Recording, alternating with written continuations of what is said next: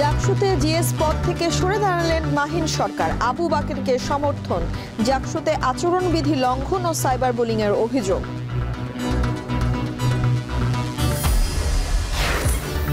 ফরিদপুরের ভাঙা আসন ভেঙে দেয় সড়ক অবরোধ করে বিক্ষোভ স্থানীয়দের। গাজীপুর ব্রাহ্মণবাড়িয়ায় মিশ্র প্রতিক্রিয়া। ভবিষ্যতে সরকারি প্লট গাড়ির সুবিধা নেবে না জামায়াত, বললেন আমির। সার্জারির 1.5 মাস পর দলীয় কর্মসূচিতে অংশগ্রহণ।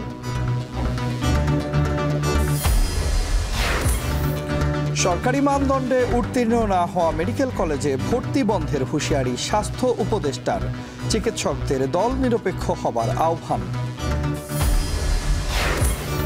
এবং ছুটির দিনের বাজারেও স্বস্তি নেই সবজির দামে। বাড়তি ডিম ও মুরগির দাম। 1 কেজির 1 মণ ইলিশের দাম ছাড়িয়েছে লাখ টাকা।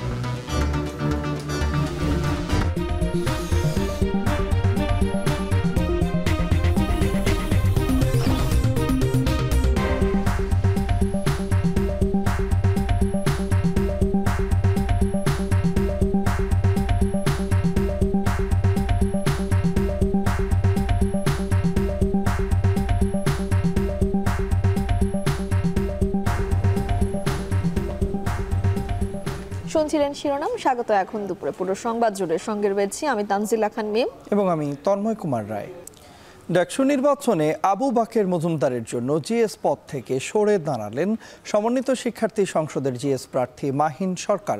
সকালে ঢাকা বিশ্ববিদ্যালয়ের মধুর ক্যান্টিনে গণ অভ্যুত্থানের শক্তিকে সুসংহত করার বার্তা নিয়ে আয়োজিত সংবাদ সম্মেলনে এই ঘোষণা দেন তিনি বলেছেন, গণ অভ্যুত্থানের শক্তিগুলোর মধ্যে ঐক্য প্রয়োজনীয়তার উপলব্ধি করেই আবু বাকেরকে সমর্থন করার কথা জানান তিনি আরও বলেন, আবু বাকের মজুমদারের বিজয়ের মধ্য দিয়েই তার বিজয় হবে।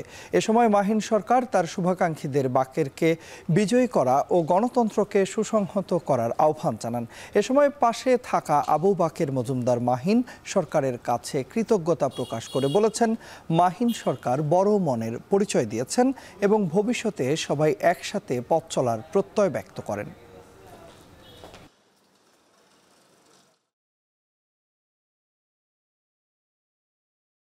গণ অভ্যুত্থানের শক্তিসমূহের মধ্যে ঐক্য প্রয়োজন। সেই জায়গা থেকে আবু বাকের মজুমদার গণ অভ্যুত্থানের একজন অগ্রসেনানী, স্নেহধন্য ছোট ভাই।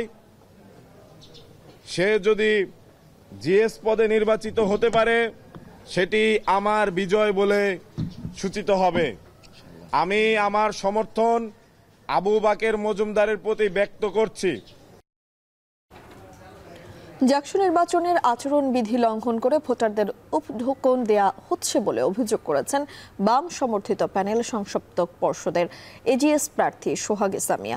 ছাত্র শিবিরের নেতাকর্মীরা নারী প্রার্থীদের সাইবার বুলিং করছেন বলেও অভিযোগ করেছেন তিনি। তবে ছাত্র শিবির প্যানেলের ভিপি প্রার্থী আরিফুল্লাহ বলেছেন, সাইবার বুলিং এর সত্যতা থাকলেও এর সাথে ছাত্র শিবিরের নেতাকর্মীরা জড়িত নয়।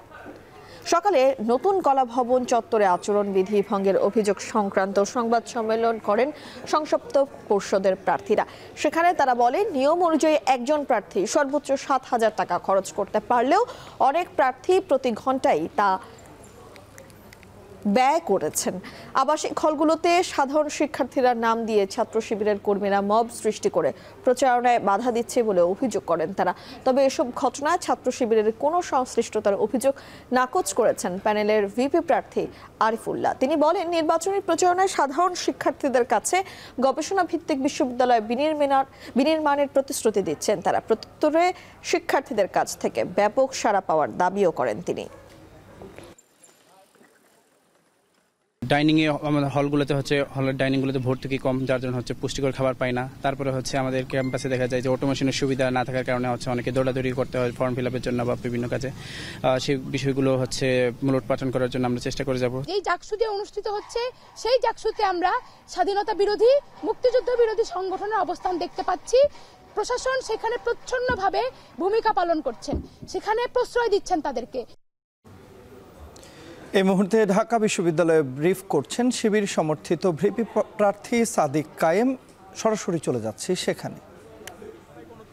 এই ডাকসু নির্বাচনে আমাদের সবাইকে দায়িত্বশীল আচরণ করা দরকার এবং এর মাধ্যমে আমাদের সারা বাংলাদেশকে একটা চমৎকার বার্তা দেওয়া দরকার। জুলাই বিপ্লবে যেভাবে আমরা ঐক্যবদ্ধভাবে ফ্যাসিবাদের বিরুদ্ধে আন্দোলন করে খুনি হাসিনাকে হটিয়েছি, বিপ্লব পরবর্তী শহীদদের আকাঙ্ক্ষার আলোকে বাংলাদেশ সবার ঢাকা বিশ্ববিদ্যালয় বিনির্মাণ করার জন্য এই নির্বাচনে আমাদের সবাইকে দায়িত্বশীল আচরণ করতে হবে এবং আমরা আশা করছি এই নির্বাচনের মাধ্যমে আমরা বাংলাদেশের সকল মানুষদের একটি চমৎকার বার্তা দিতে সক্ষম হব এবং আমরা এর মাধ্যমে আমাদের গণতন্ত্রের একটা স্থায়ী রূপের দিকে যাব। সবাইকে অসংখ্য ধন্যবাদ। মাহিন সরকার বাকের মজুমদারকে সমর্থন দিয়ে জিএস পদে সরে দাঁড়ালেন, আচ্ছা বিষয়টাকে কিভাবে দেখছেন? আচ্ছা, এর পাশাপাশি আমাদের আরেকটা কনসার্ন আছে। এখানে বিশ্ববিদ্যালয়ে এখন পর্যন্ত 39,000 আমাদের ভোটার আছে, কিন্তু আমরা মাত্র 8টা সেন্টার এখন পর্যন্ত বিশ্ববিদ্যালয় নির্বাচন কমিশন ঘোষণা করেছে। যে পরিমাণ ভোটার, এবং আমরা আশা করছি এবার সর্বোচ্চ সংখ্যক ভোটাররা ভোট দিতে আসবে এবং শিক্ষার্থীদের মধ্যে আমরা উচ্ছ্বাস দেখতে পাচ্ছি, কিন্তু যে পরিমাণ ভোট কেন্দ্র সেখানে কতটুকু ভোট কাস্ট করতে পারবে সেটা নিয়ে আমরা সন্দিহানে আছি। যদি আমরা বলি আমাদের সায়েন্স ফ্যাকাল্টি 3টা হল, এফএস হল, শহীদুল্লাহ হল এবং 21 হল, এই 3টা হলের সেন্টার হল করা হয়েছে কার্জন হলে। সেখানে প্রায় 5,500 শিক্ষার্থী একত্রিত হবে। তো 5,500 শিক্ষার্থী, একজন শিক্ষার্থী 41টা করে ভোট দিবে। তো এই অবস্থায় সেখানে যদি আমরা শতভাগ ভোট কাস্টিং করতে চাই এবং যে সময় ফ্রেম আছে এবং যে জায়গা আছে সেই অনুযায়ী শিক্ষার্থীরা কতটুকু ভোট সুস্থতার সাথে দিতে পারবে সে নিয়ে আমরা আশঙ্কা অনুভব করছি। তো আমরা বিশ্ববিদ্যালয় প্রশাসনকে অনুরোধ জানিয়েছি আরও যেন তারা সেন্টার বাড়াইতে পারে এবং একই সাথে শিক্ষার্থীরা যেন সুস্থভাবে ভোট দিতে পারে, সেই জন্য একটি ফ্রি ফেয়ার ক্যাটেগরি ইলেকশনের জন্য একটা লেভেল প্লেইং ফিল্ড ইনশিওর করে সে উদাত্ত আহ্বান আমরা বিশ্ববিদ্যালয় প্রশাসনকে জানিয়েছি। সবাইকে অসংখ্য ধন্যবাদ। ঠিক আছে। ঢাকা বিশ্ববিদ্যালয়ে সাংবাদিকদের সঙ্গে কথা বলছিলেন শিবির সমর্থিত ভিপি প্রার্থী সাদিক কায়েম। আমরা এতক্ষণ সরাসরি ছিলাম সেখানে। দর্শক, এবার আপনাদের জাকসুর খবর জানাতে চাই। জাহাঙ্গীরনগর বিশ্ববিদ্যালয় জাকসু নির্বাচনের খোঁজ রাখছেন আমাদের আরেক সহকর্মী হোসেন জাহিদ। বিস্তারিত জানবো তার কাছ থেকে। জাহিদ, জানাবেন যে জাকসুতে আচরণবিধি লঙ্ঘনের যে অভিযোগ করা হয়েছে তার বিরুদ্ধে কি কোনো ব্যবস্থা নেওয়া হয়েছে কিনা, আপনার চোখে পড়েছে কিনা সেরকম কিছু, এবং সব মিলিয়ে প্রচারণা কেমন জমে উঠেছে?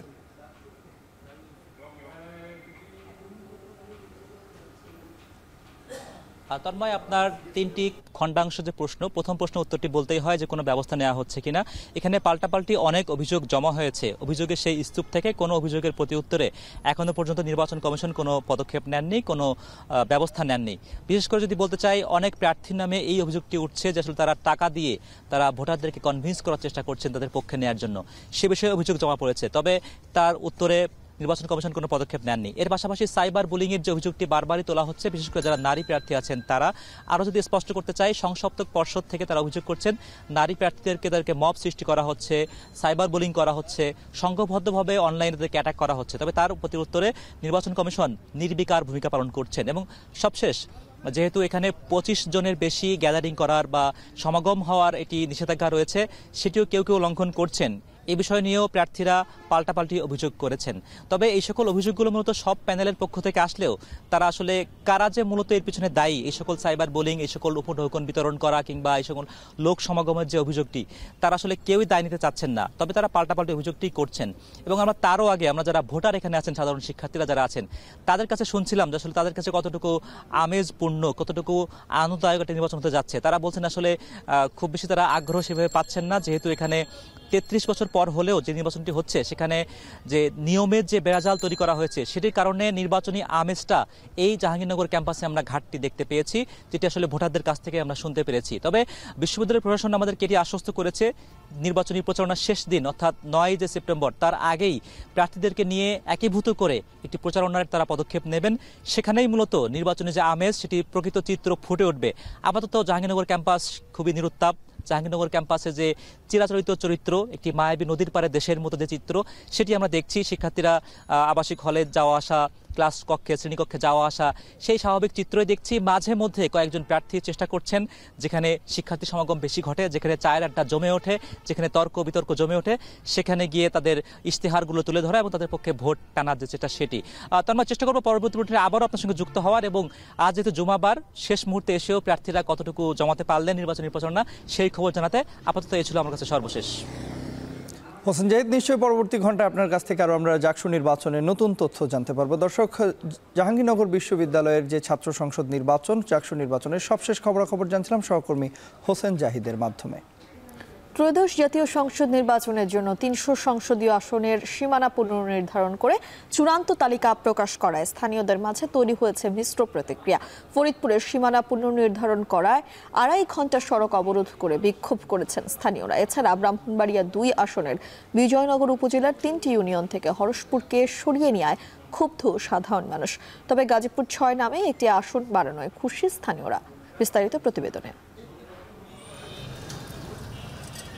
প্রতিটি সংসদ নির্বাচনের আগে কমিশনের সবচেয়ে জটিল কর্মযজ্ঞ ৩০০ আসনের সীমানা পুনর্নির্ধারণ করা। এক্ষেত্রে প্রশাসনিক অখণ্ডতা, ভৌগোলিক অবস্থান, ভোটার সংখ্যার মতো বিষয়গুলোকে বিবেচনায় রাখতে হয় নির্বাচন কমিশনকে। সব বিষয় মাথায় রেখে নতুন করে মোট ৩৭টি আসনের সীমানা পরিবর্তন করে বৃহস্পতিবার চূড়ান্ত তালিকা প্রকাশ করে নির্বাচন কমিশন, যা ঘিরে স্থানীয়দের মাঝে তৈরি হয়েছে মিশ্র প্রতিক্রিয়া। ফরিদপুরের ভাঙ্গা উপজেলার আলগী ও হামিরদি ইউনিয়নকে ফরিদপুর ৪ আসন থেকে ২ আসনে অন্তর্ভুক্ত করায় শুক্রবার সকাল থেকে ফুঁসে উঠেছে স্থানীয়রা। ভাঙ্গার মনসুরাবাদ ও হামিরদি বাস স্ট্যান্ড এলাকায় সড়কে গাছ ফেলে অবরোধ করেন তারা। এ সময় টায়ার জ্বালিয়ে বিক্ষোভ করেন হাজার হাজার মানুষ। বিক্ষোভকারীরা বলেন ২০১৩ সালে ফরিদপুরের ৫টি আসন কেটে ৪টি করা হয়। এবারে নতুন করে সীমানা পুনর্নির্ধারণ মেনে নেওয়া হবে না বলে হুঁশিয়ারি দেন তারা। এতে ২.৫ ঘণ্টা বন্ধ থাকে ঢাকা বরিশাল ও ঢাকা খুলনা মহাসড়কে যান চলাচল। আমাদের এক বিন্দু রক্ত থাকাকালীন আমরা নগরকান্দা যাব না। আমাদের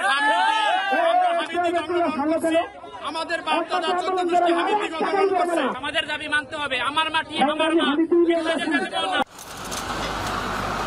ব্রাহ্মণবাড়িয়া ২ আসনে বুধন্তি, চান্দুরা ও হরষপুর এই ৩টি ইউনিয়নের সীমানা নির্ধারণ নিয়ে ছিল বিপত্তি। বিভিন্ন সময় মানববন্ধন ও বিক্ষোভও করেছেন স্থানীয়রা। তারপরেও চূড়ান্ত তালিকায় হরষপুরকে রাখা হয়েছে ব্রাহ্মণবাড়িয়া ৩ আসনে। স্থানীয়রা বলছেন কমিশনের সিদ্ধান্তে ২ ইউনিয়নের বাসিন্দারা প্রশাসনিক ও অর্থনৈতিকভাবে ক্ষতিগ্রস্ত হবেন। এই অবস্থায় কমিশনের সিদ্ধান্ত বাতিল করে ওই ২ ইউনিয়নকে ব্রাহ্মণবাড়িয়া ৩ আসনে পুনর্বহালের দাবি জানিয়েছেন তারা। এখন যে চক্রান্ত চলতেছে চান্দুরা এবং বুদুমতি ইউনিয়নকে নিয়ে, আমাদেরকে যে খণ্ড করা হয়েছে এই খণ্ড আমরা মানি না, মানব না। গাজীপুর ৬ নামে একটি নতুন আসনের জন্ম হয়েছে, যেখানে রাখা হয়েছে গাজীপুর সিটি কর্পোরেশনের ৩২ থেকে ৩৯ এবং ৪৩ থেকে ৫৭টি ওয়ার্ড এবং কালীগঞ্জ উপজেলাকে। এতে খুশি সেখানকার ভোটার ও বাসিন্দারা। স্থানীয়রা বলছেন বিপুল সংখ্যক জনসংখ্যা আর শিল্পনগরীর বাস্তবতার সাথে মিলিয়ে সংসদীয় আসনের সংখ্যা বাড়ানোয় জনগণের প্রতিনিধিত্ব, উন্নয়ন ও রাজনৈতিক অংশগ্রহণ আরও কার্যকর হবে। 5টা আসন ছিল ৫ লাখ করে, তো ৫ লাখ করে হলে জনগণের সাথে জনপ্রতিনিধির দূরত্ব ছিল অনেক। এলাকাটা যেহেতু শিল্পাঞ্চল এলাকা, এখানে যেহেতু টঙ্গীতেই একটা আসনটি কেটে যখন 2টি আসন হয়েছে, নতুন করে টঙ্গী, গাছা, মোবাইলের আংশিক নিয়ে যে আসনটি হয়েছে, সেখানে অবশ্যই জনগণের প্রত্যাশা পূরণ হবে। এদিকে আসন পুনর্নির্ধারণের বিষয়টিকে স্বাগত জানিয়ে রাজনৈতিক বিশ্লেষক কাজী মাহবুবুর রহমান বলছেন, যেসব জায়গায় পরিবর্তন হয়েছে সেখানে কোনো প্রার্থীকে বেশি সুবিধা দেয়া বা ক্ষতি করা হয়েছে কিনা সেগুলো বিবেচনায় রাখতে হবে। যেহেতু অনেকদিন পরে নির্বাচন হচ্ছে, সে ধরনের পরিবর্তন লাগবেই। যে সকল কনস্টিটিউয়েন্সিগুলোতে বা নির্বাচনী এলাকাগুলোতে যারা প্রার্থী হবেন তারা দেখবেন আসলে যেভাবে নির্বাচন কমিশন এই ঢেলে সাজিয়েছে এলাকাগুলোকে, সেটা তাদের কোনো উদ্দেশ্য আছে কিনা নির্বাচন কমিশনের, অথবা এতে এলাকার কোনো প্রবলেম হচ্ছে কিনা। এখন যদি ওই নির্দিষ্ট এলাকার লোকজন মনে করেন যে না, এটাতে কোনো ধরনের ম্যানিপুলেশন হয়েছে নির্বাচন কমিশনের মাধ্যমে, তখন তারা এটা সামনে নিয়ে আসবে। এদিকে নির্বাচন কমিশনের চূড়ান্ত তালিকায় বাগেরহাটের একটি আসন কমিয়ে 3টি করা হয়েছে। শামীমা রহমান শাম্মী, এখন। আগামী নির্বাচনে জামায়াতে ইসলামীর যারা নির্বাচিত হবেন তারা সরকারি প্লট ও বিনা ট্যাক্সের গাড়ির সুবিধা নেবে না বলে জানিয়েছেন দলটির আমির ডাক্তার শফিকুর রহমান। সকালে রাজধানীতে ফ্রি মেডিকেল ক্যাম্পে অংশ নিয়ে কথা বলেন তিনি। এ সময় ভয় শঙ্কামুক্ত বাংলাদেশ বিনির্মাণে জামায়াতের পাশে থাকার আহ্বান জানান তিনি। বলেন, যারা হাঁচি কাশি হলেই বিদেশে যান, তার দেশে চিকিৎসা নেওয়াটা সেটির প্রতিবাদ। বিস্তারিত দেখুন প্রতিবেদনে। বাইপাস সার্জারির প্রায় 1.5 মাস পর দলীয় কর্মসূচিতে যোগ দিলেন জামায়াতের আমির ডাক্তার শফিকুর রহমান। শুক্রবার সকালে নিজ নির্বাচনী এলাকা রাজধানীর কাফরুলে উদ্বোধন করেন ফ্রি মেডিকেল ক্যাম্প। মেডিকেল ক্যাম্পে অংশ নেন ঢাকায় কর্মরত বিভিন্ন বেসরকারি হাসপাতালের শিশুরোগ, মেডিসিন ও চর্ম বিশেষজ্ঞ চিকিৎসকেরা। এ সময় বিনামূল্যে স্বাস্থ্যসেবা পেতে হাজির হন এলাকার নানান বয়সী বিভিন্ন শ্রেণী পেশার মানুষ। আমাদের যে সেবাটা দিছে আমরা সেবাতে খুবই খুশি যে আমরা ওষুধও পেয়েছি, ডাক্তার দেখাইতে পারছি। ডাক্তাররা খুব সুন্দরভাবে রোগীদের সবকিছু শুনেন এবং সুন্দর করে বুঝায় দেন। বিনামূল্যে যে আজকে মেডিকেল ক্যাম্পটি করেছে এটার আমি উত্তরোত্তর সম্মতি করি। মেডিকেল ক্যাম্পে জামায়াত আমির বলেন, যারা হাঁচি কাশি হলেই বিদেশে যান তাদের এমন কাজের প্রতিবাদেই দেশেই চিকিৎসা নিয়েছেন তিনি। বলেন, যারা সমাজ পরিবর্তন করতে চায় তাদের শুধু বিশেষায়িত হাসপাতালে নয় সাধারণ মেডিকেলগুলোতেও যেতে হবে।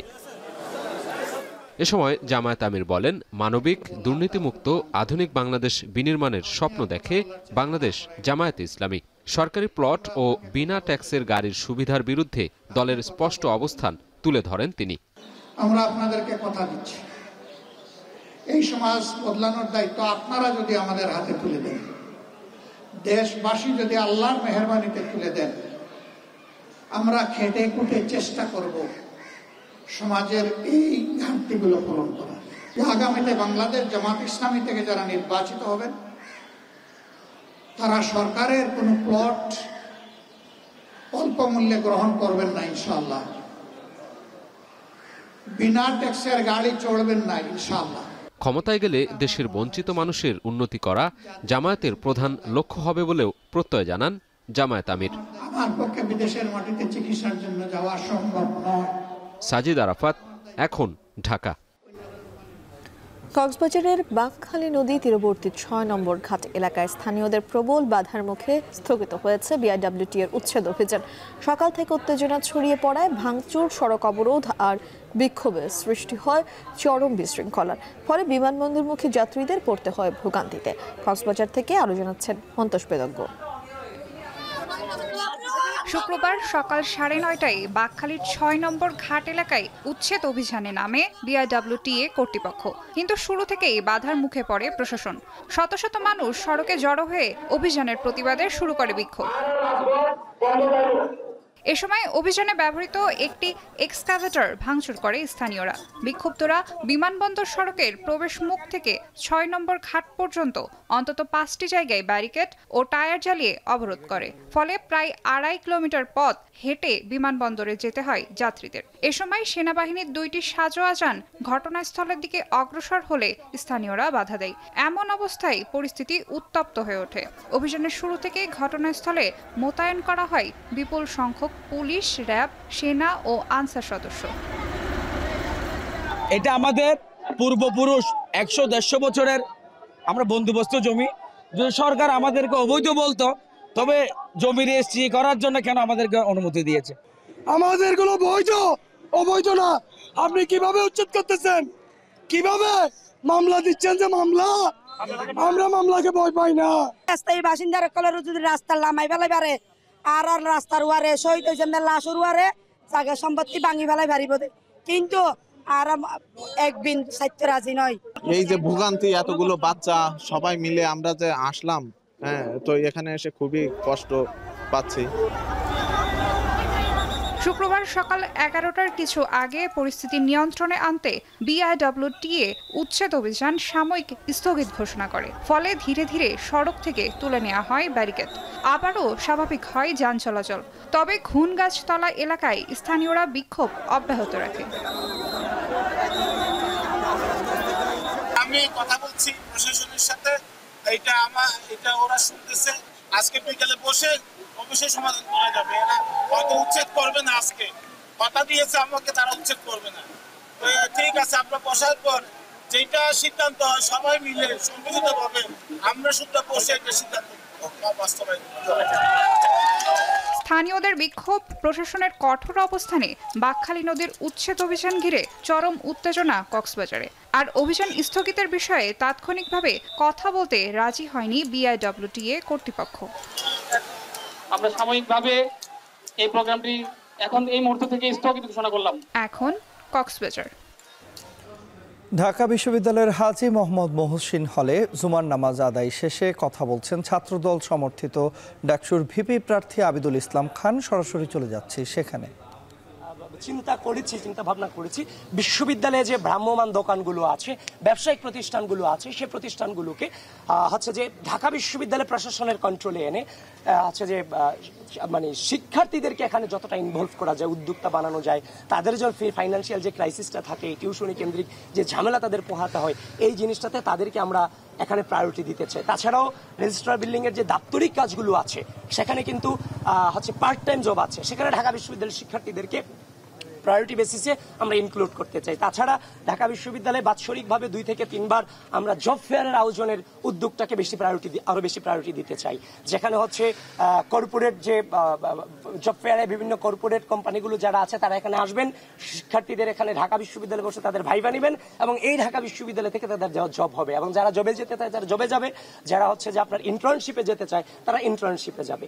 তাছাড়াও আমরা যে জিনিসটার প্রতি হচ্ছে যে গুরুত্ব আরোপ করছি সেই জিনিসটা হচ্ছে যে ঢাকা বিশ্ববিদ্যালয়ের যে একাডেমিক আমাদের যে পড়াশোনা তার বাহিরে যেন হচ্ছে যে টেকনোলজিক্যাল স্কিলটা খুবই গুরুত্বপূর্ণ। আমরা প্রত্যন্ত অঞ্চল থেকে স্টুডেন্টগুলো ম্যাক্সিমাম উঠে আসি, ওইখানে টেকনোলজিক্যাল অ্যাডভান্টেজ না থাকার কারণে আমরা সেটাতে আমাদের একটু ব্যাক পোহাতে হয়, যার ফলে টেকনোলজিক্যাল স্কিল, তারপর হচ্ছে যে আপনার হচ্ছে যে ইংরেজি ভাষার প্রতি একটা জোরদার প্রদান করা, যে ইংরেজি ভাষায় যেন প্রপার দক্ষতা থাকে, এবং ইংরেজি এবং বাংলার বাইরে থার্ড ল্যাঙ্গুয়েজ হিসেবে যেটাকে বৈশ্বিক চাহিদা আসে ওটা যেন প্রত্যেকটা স্টুডেন্ট এই অ্যাডভান্টেজটা পায়, সেদিকে আমাদের একটা লক্ষ্য রাখার টার্গেট আছে। এভাবেই ঢাকা বিশ্ববিদ্যালয়ের হাজী মোহাম্মদ মহসিন হলে জুমার নামাজ আদায় শেষে কথা বলছিলেন ছাত্র দল সমর্থিত ডাকসুর ভিপি প্রার্থী আবিদুল ইসলাম খান। আমরা এতক্ষণ সরাসরি ছিলাম সেখানে। তন্ময়, বাজারে অনেক ধরনের সবজি ঠিকই রয়েছে এবং এভাবেই ঠিক ঝুড়ি ভরে ভরে সাজানো রয়েছে বাজারে, কিন্তু সেই সবজিগুলো আসলে ক্রেতারা যে কিনবেন সেটি কিনতে গিয়ে খুব হিমশিম খেতে হচ্ছে, কারণ এতটাই দাম সবজির নাগালের বাইরে যে তাদের আসলে কিনবে কি না, বা ছুটির দিনে একটা বিশেষ কেনাকাটা থাকে বাজার দরের ক্ষেত্রে, সেক্ষেত্রে তারা যে আসলে একটু ভাববে কেনাকাটার জন্য সেটি তাদের করতে বেশ কষ্টসাধ্য হচ্ছে, কারণ এই সবজিগুলোর দাম আসলে তাদের হাতের নাগালের বাইরে চলে যাচ্ছে দিনকে দিন। এবং ক্রেতারা যেমন বলছেন যে দাম বেশি রয়েছে, বিক্রেতারা নানা রকম অজুহাত দিচ্ছেন। আমরা সবসময় দেখতে পাই যে বাজারে গিয়ে যখন বলা হয় যে সবজির দাম কেন এত বেশি, তখন তারা নানা রকমভাবে বলে, কখনো তারা বৃষ্টি, কখনো তারা বন্যা, কখনো তারা বলছেন যে সরবরাহ সংকট রয়েছে, এই কারণে সবজির দাম বাড়তি রয়েছে। মূলত ক্রেতাদের যে ক্রয় ক্ষমতা রয়েছে সেই ক্রয় ক্ষমতায় তাদেরকে কাটছাট করতে হচ্ছে। এবং রাজধানীর বিভিন্ন বাজার ঘুরে আমাদের সহকর্মী শাহরিয়ার জামানের একটি প্রতিবেদন রয়েছে, বিস্তারিত জানবো সেই প্রতিবেদনে।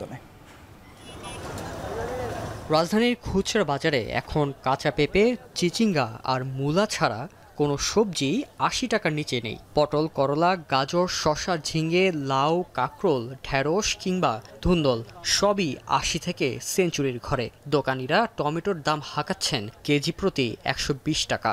আগাম ফুলকপি মিলছে 120 টাকায়। তবে শিমের দাম 40 টাকা কমলেও তা এখনও 150-র উপরেই আছে। ক্রেতারা বলছেন সবজির ব্যাপক সমারোহ থাকলেও দাম এত বেশি যে মধ্যবিত্তদের জন্য কেনা দুঃসাধ্য হয়ে উঠেছে। আমরা যা ইনকাম করি আয়ের সাথে ব্যয় মিলতেছে না, আমদানি হয় কম, এই জন্য দামটা একটু অনেক হাই লোড। কারণ বাজারে ব্যবসায়ীরা জানান টানা বৃষ্টি আর সরবরাহ কমে যাওয়ায় এই পরিস্থিতি। তবে তাদের আশা শীতের সবজি উঠলেই আবার কমবে দাম। বর্ষাকাল কিন্তু এখন সবজির আমদানি কম, এখন সিজন না, তবে সিজন আসতেছে, সিজন আসলে আরো কমে যাবে। এদিকে দেশি পেঁয়াজের কেজি 70 থেকে 80 টাকায়, তবে কমেছে রসুনের দাম, এখন মিলছে 150 টাকায়। আলু প্রকারভেদে বিক্রি হচ্ছে 25 থেকে 30 টাকায়। অন্যদিকে কাঁচামরিচ কিছুটা স্বস্তি দিয়েছে, কেজি প্রতি বিক্রি হচ্ছে 160 টাকায়। সবজির পাশাপাশি মুরগির বাজারও ঊর্ধ্বমুখী। ব্রয়লার কেজি প্রতি 170 থেকে 180 টাকা আর সোনালী 300 থেকে 320 টাকায়। ডিমের ডজন বিক্রি হচ্ছে 135 থেকে 140 টাকায়। মুরগির দামও হঠাৎ বাড়াই দিচ্ছে, 280 টাকা করে নিচ্ছে, কিন্তু আমি 160-70 হয়ে গেছে 180। ব্রয়লার মুরগির দামও আজকে দেখলাম বেশি চলতেছে। পাইকারি বাজারে আমরা কিনছি বেশি দিয়ে, বিক্রি করতেছি বেশি দিয়ে। এদিকে অপরিবর্তনশীল চালের বাজার, তবে রপ্তানির কারণে ভারতীয় চালের দাম কিছুটা কমেছে, সঙ্গে কমেছে দেশি মিনিকেটও। প্রকারভেদে মিলছে 50 থেকে 85 টাকায়। নাজির সেলগুলো আমাদের দেশিগুলো এগুলোর একটু রেট বেশি, আর ইন্ডিয়ানগুলোর রেট একটু কম আছে। মাছের বাজার মোটামুটি স্থিতিশীল। রুই, পাঙ্গাস, কই কিংবা শিং মাছ এখনও রয়েছে নাগালের মধ্যে। তবে ইলিশ নিয়ে রয়েছে সাধারণ ক্রেতাদের শুধুই হতাশা। অন্য সব মাছের দাম যেরকম আছে মোটামুটি ভালো আওতার মধ্যে, কিন্তু ইলিশ মাছটাই মনে করেন যে আকাশ ছোঁয়া দাম। নদীতে মাছ নাই, নদীতে মাছ হইলে অটোমেটিক দাম কমে যাবো। মাছের বাজারে দাম অনেক বেশি, কারণ ইলিশের সিজন অনুযায়ী আকাশ ছোঁয়া, হাত ধোয়া যায় না। সবজি, মাছ, চাল ও মাংসের বাজার স্বাভাবিক রাখতে নিয়মিত তদারকির দাবি ক্রেতাদের। শাহরিয়ার পুলক, এখন ঢাকা। এদিকে পাইকারি বাজারে লাখ টাকা ছাড়িয়েছে ইলিশের মন, যার প্রভাব পড়েছে খুচরা বাজারে। বরিশালে সাপ্তাহিক ছুটির দিনে পাইকারি বাজারে 1200 গ্রামের প্রতি মন ইলিশ বিক্রি হচ্ছে 1,08,000 টাকায়, আর 1 কেজির সাইজের ইলিশের মন 1 লাখ টাকা। এতে খুচরা পর্যায়ে 1200 গ্রাম ওজনের প্রতি কেজি ইলিশ বিক্রি হচ্ছে 2700 থেকে 2750 টাকায়, আর 1 কেজি মাছ কিনতে গুনতে হচ্ছে 2550 থেকে 2600 টাকা। বিক্রেতারা বলছেন সরবরাহের কম থাকায় বাড়তি ইলিশের দাম। যে মাছের দাম 1200-1000 হওয়া উচিত, সেই মাছ এখন 2200-2300 টাকা দাম। এটা তো আসলে সাধারণ ক্রেতার ক্ষমতার বাইরে। ঠাকুরের মাছটা যখন বাজারে ঢোকে তখন একটু দাম কমে যায়, তাও লোকাল মাছের দাম কমে না ওই মাছটারই। কিন্তু কেউ যে চিনে নিতে পারে ভালোটা, আর যে খারাপটা নিতে পারে নেই। দেশে প্রায় 48% ইলিশ আহরণ কম হচ্ছে। এর মূল কারণ হিসেবে দূষণকে চিহ্নিত করেছেন মৎস্য ও প্রাণী সম্পদ উপদেষ্টা ফরিদা আক্তার। শুক্রবার দুপুরে সিলেট কৃষি বিশ্ববিদ্যালয়ে এক সম্মেলনে তিনি আরও বলেন, পর্যাপ্ত ইলিশ পেতে চাইলে দূষণের বিরুদ্ধে সবাইকে এক হয়ে কাজ করতে হবে। প্লাস্টিকের ব্যবহার, পলিথিনের ব্যবহার কমানোটা শুধুমাত্র একটা পরিবেশের বিষয় না, এটা আপনার মাছ খাওয়া, আমাদের খাদ্যকে নিরাপদ রাখা, সব কিছুর দিক থেকেও এটা খুবই জরুরি। হাওর উন্নয়ন বোর্ডের চাইতে বেশি গুরুত্বপূর্ণ হলো হাওর গবেষণা ইনস্টিটিউট, এবং এটার সাথে বাংলাদেশ মৎস্য গবেষণা ইনস্টিটিউটের সাথে সম্পর্কিত করে একটা সমন্বিত পরিকল্পিত একটা গবেষণা করা যাবে, যেটা রক্ষা করতে। দেশের যেসব মেডিকেল কলেজ সরকার নির্ধারিত মানদণ্ডে উত্তীর্ণ হবে না, সেসব কলেজে শিক্ষার্থী ভর্তি বন্ধ করার হুঁশিয়ারি দিয়েছেন স্বাস্থ্য উপদেষ্টা নূরজাহান বেগম। সকালে চট্টগ্রাম মা ও শিশু জেনারেল হাসপাতাল পরিদর্শনে এসে তিনি এই হুঁশিয়ারি দেন। সরকারের 37টা মেডিকেল কলেজ আছে, বেসরকারি আছে 67টা। আমরা একটা ম্যাট্রিক্স ঠিক করছি।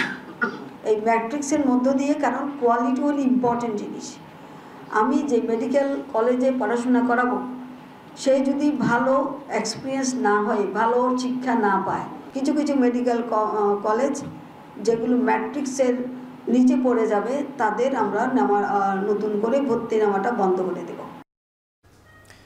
জাপানের ফুকুওয়াকাতে চলছে 27তম এশিয়া প্যাসিফিক রিউমাটোলজি কংগ্রেস। 5 দিনব্যাপী আয়োজনে 40টি দেশের 3000-এর বেশি বিশেষজ্ঞ অংশ নিচ্ছেন। বাংলাদেশ থেকে গেছেন ফিজিক্যাল মেডিসিন, অর্থোপেডিক সার্জন সহ 1/2 বিশেষজ্ঞ চিকিৎসক। তাদের জন্য এই সম্মেলন কেন গুরুত্বপূর্ণ সে বিষয়ে এখন টিভির সাথে কথা বলেছেন অ্যাপলার এর সাবেক সভাপতি অধ্যাপক ডক্টর সৈয়দ আতিকুল ইসলাম। জানিয়েছেন সেখানকার সবশেষ খবরাখবর। 3000-এর বেশি বিশেষজ্ঞ নিয়ে অ্যাপলারের এবারের আয়োজন হচ্ছে জাপানে। অন্যান্য বছর অন্যান্য জায়গায় হয়েছে, আগামীতে ধারণা করা হচ্ছে এটি দক্ষিণ কোরিয়াতে হবে। কিন্তু অ্যাপলার কেন এত গুরুত্বপূর্ণ, কবে থেকে যাত্রা শুরু হয়েছে, বিস্তারিত জানবো অ্যাপলারের সাবেক প্রেসিডেন্ট, বাংলাদেশের স্বনামধন্য রিউমাটোলজিস্ট অধ্যাপক ডাক্তার সৈয়দ আতিকুল হকের কাছে। স্যার, আপনাকে স্বাগত জানাচ্ছি। অ্যাপলার আসলে কেন গুরুত্বপূর্ণ, কত আগে থেকে আসলে এটির যাত্রা শুরু হয়েছে? অনেক ধন্যবাদ। আসলে আমাদের গোটা পৃথিবী জুড়ে আমাদের বিভিন্ন ডিসিপ্লিন, শুধুমাত্র রিউমাটোলজি না, যেমন কার্ডিওলজি, তারপরে রেসপিরেটরি মেডিসিন, এন্ডোক্রাইনোলজি, গাইনিকোলজি, সব সাবজেক্টের জন্যই কিন্তু বিজ্ঞানের সঠিক প্রয়োগটা কী হবে এবং সেটাকে কীভাবে কাজে রূপান্তরিত করা হবে, কীভাবে সেটা ছড়ানো হবে, বিশেষজ্ঞদেরকে জানানো হবে, এই জিনিসগুলো নিয়ে গোটা ব্যাপারটাকে রেগুলেট করা, নিয়ন্ত্রণ করা এবং সুচারুভাবে সম্পন্ন করার জন্য প্রত্যেক সাবজেক্টের একটা নিজস্ব আন্তর্জাতিক সংস্থা থাকে এবং সেই সংস্থাগুলো আবার WHO, বিশ্ব স্বাস্থ্য সংস্থা, সেগুলোর মধ্যে কোঅর্ডিনেট করে। এখন আমাদের রিউমাটোলজির জন্য, মানে বাতব্যাধিবিদ্যা যেটা, এটার জন্য এই ধরনের আন্তর্জাতিক সংস্থাটার নাম হচ্ছে ইন্টারন্যাশনাল লিগ অ্যাগেইনস্ট রিউম্যাটিজম। এটাকে সংক্ষেপে বলা হয় ILAR। আমি সেখানেও অবশ্য ওইটার যে কার্যকরী পরিষদ, তাতে সদস্য হিসেবে 5 বছর কাজ করেছি। এই ILAR-এর দায়িত্বগুলোকে পালন করার জন্য গোটা পৃথিবীকে 4টা ভাগে ভাগ করা হয়েছে। মেডিকেল কলেজ এবং তার পরবর্তী পর্যায়ে স্নাতকোত্তর পর্যায়ে যে পাঠদান, সেই পাঠদানের প্রক্রিয়া, তারপরে আমাদের সবার কাছে জ্ঞানগুলো পৌঁছানো, ডাক্তারদের কাছে, এবং যেখানে প্রয়োজন হচ্ছে রোগীদেরকেও বা সমাজকেও জানানোর সেই উদ্যোগগুলো এরাই নিয়ে থাকে। আপনাকে অসংখ্য ধন্যবাদ আমাদের সঙ্গে যুক্ত হওয়ার জন্য।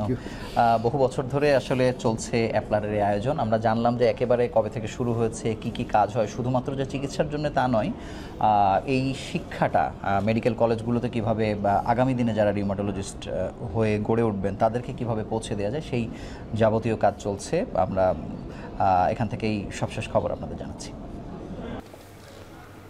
এক সপ্তাহের ব্যবধানে তৃতীয়বারের মতো আফগানিস্তানের দক্ষিণ পূর্বাঞ্চলে আঘাত হানল শক্তিশালী ভূমিকম্প। বৃহস্পতিবার রাতে আঘাত হানা 6.2 মাত্রার ভূমিকম্পে আহত হয়েছেন অন্তত 17 জন। আহতদের সবাইকে কুনার প্রাদেশিক হাসপাতালে ভর্তি করা হয়েছে। ব্যাপক ক্ষয়ক্ষতির আশঙ্কা করছে আফগান কর্তৃপক্ষ। এদিকে রোববারের ভয়াবহ ভূমিকম্পে প্রাণহানি 2200 ছাড়িয়েছে। আহতের সংখ্যা 3600-র বেশি। এখনো চলছে উদ্ধার অভিযান। ধারণা করা হচ্ছে ধ্বংসস্তূপের নিচে চাপা পড়ে আছে অনেকে। এমন অবস্থায় জাতিসংঘ ও ইউরোপীয় ইউনিয়ন সহ বেশ কয়েকটি দেশ $11 মিলিয়ন বেশি সহায়তার আশ্বাস দিয়েছে। তবে এই অর্থ সরাসরি তালেবান সরকারের হাতে দিতে রাজি নয় তারা। বিভিন্ন আন্তর্জাতিক সাহায্য সংস্থার মাধ্যমে আফগানদের কাছে পৌঁছানো হবে সহায়তার অর্থ।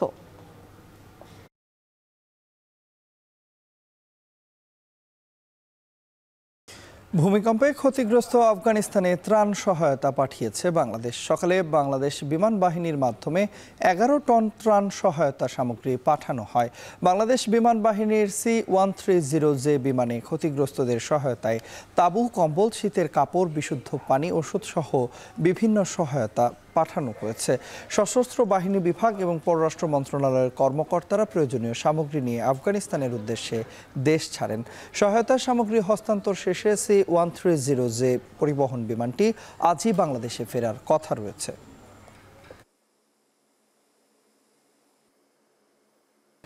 এরই মধ্য দিয়ে চলে এলাম এখন দুপুরের একেবারে শেষ প্রান্তে। শিরোনামগুলো তার আগে জানাবো আরেকবার।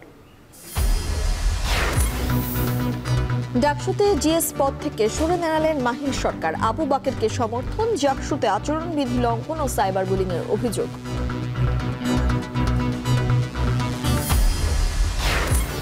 ফরিদপুরের ভাঙা আসন ভেঙে দেয় সড়ক অবরোধ করে বিক্ষোভ স্থানীয়দের। গাজীপুর ব্রাহ্মণবাড়িয়ায় মিশ্র প্রতিক্রিয়া। ভবিষ্যতে সরকারি প্লট গাড়ির সুবিধা নেবে না জামায়াত, বললেন আমির। সার্জারির 1.5 মাস পর দলীয় কর্মসূচিতে অংশগ্রহণ।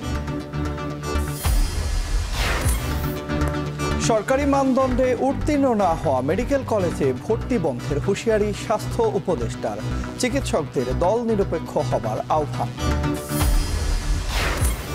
এবং ছুটির দিনের বাজারেও স্বস্তি নিয়ে সবজির দামে বাড়তি ডিম ও মুরগির দাম। 1 কেজির 1 মণ ইলিশের দাম ছাড়িয়েছে লাখ টাকা।